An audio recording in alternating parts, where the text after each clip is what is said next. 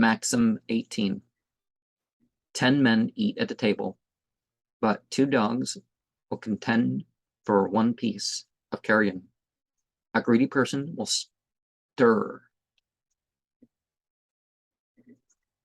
being hungry with the whole world, whilst a contented man will be satisfied with 1 bread. Wise men have said that poverty with content is better than wealth and not abundance.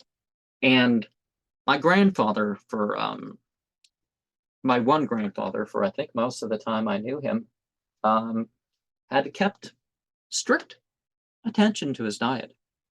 He knew how much he ate of this, that, and the other, and then he stopped. Yeah, it was health, but then he was pleased with whatever. It's like, oh well, once a week I can actually have a dessert, or whatever the case is. So narrow intestines may be filled with dry bread, but the wealth of the surface of the world will not fill a greedy eye. When the term of my father's life had come to an end, he gave me this one advice and passed away. Lest its fire abstain therefrom, make not the fire of hell sharp for thee.